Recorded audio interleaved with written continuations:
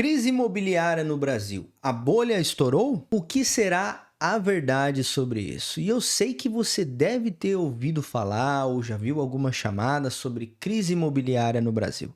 Mas o que é verdade sobre isso? E para entender se é apenas um ruído da internet ou se tem fundamento, nós precisamos entender um pouquinho sobre os fatos e entender a anatomia de uma crise, como se parece, como ela começa, e isso vamos discutir aqui nesse vídeo e, é claro, se você ficar até o final. E basicamente uma bolha é um efeito de um mecanismo artificial na cotação de um ativo.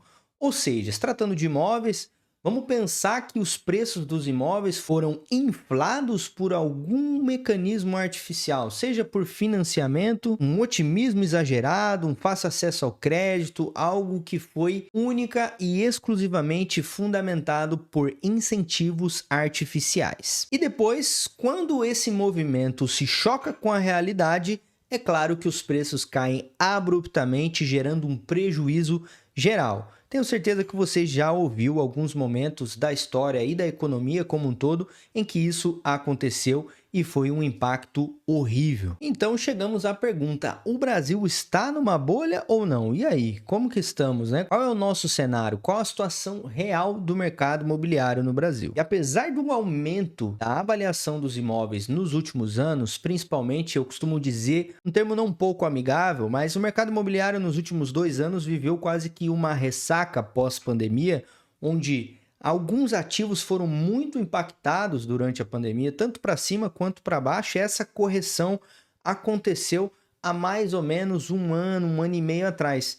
Então eu diria que esse ajuste ele não foi muito suave, e aí fica aquele cenário um pouco desconfortável, sem tanta previsibilidade em uma classe exclusiva de ativos. Então, se você for analisar, você pode perceber sim algumas cidades específicas ou alguns imóveis específicos que sofreram, vamos dizer assim, uma supervalorização, e isso poderia ser um dos sinais de uma bolha, mas quando você olha para o contexto geral, o que nós encontramos é alguns sinais que poderiam corroborar essa narrativa, como por exemplo, como um alto custo na construção, demanda reprimida, inflação acumulada e aumento dos juros desacelerando o crédito. E os outros fatores no sentido negativo basicamente vão na direção do que pode acontecer de ruim em pós-venda, como por exemplo a desvalorização do imóvel, como por exemplo a falta de liquidez desses imóveis e também a inadimplência. Aqui nesse canal também falamos sobre leilão de imóveis, então a inadimplência é um fator muito importante para a nossa análise, porque justamente o mercado de leilão ele cresce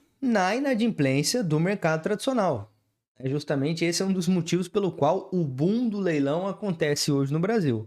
Muitas oportunidades em leilão de imóveis, justamente porque algumas pessoas não têm pagado ali os seus financiamentos imobiliários. E o que podemos concluir é basicamente que uma regulação natural do mercado em algumas regiões onde os preços foram de certa forma inflados ou subvalorizados por algum motivo, essa correção ela vai acontecendo naturalmente. E um fator muito interessante a ser analisado é a própria liquidez dos imóveis, né?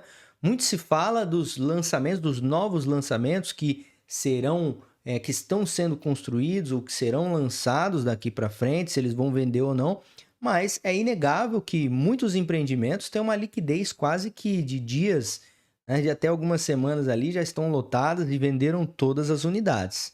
Então, o que a gente pode interpretar com isso? Essa eu deixo para você. Será que é apenas um pessimismo com o que pode acontecer no mercado, a dependência do mercado imobiliário em termos de acesso ao crédito, né?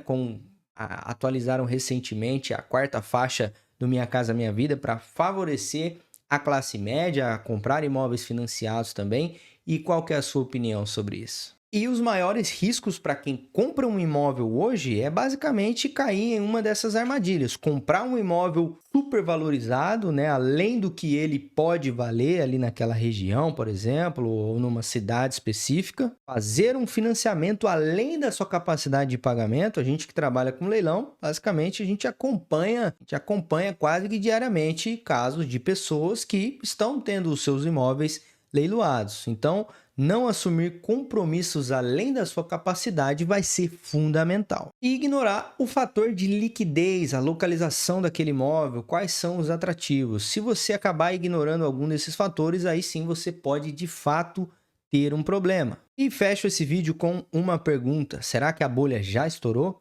Será que ela vai estourar? O que vem por aí? Muitos influenciadores e muitas pessoas tentam prever os acontecimentos, mas a verdade é que a gente só pode olhar no retrovisor e tentar supor, tentar entender o que pode acontecer daqui para frente.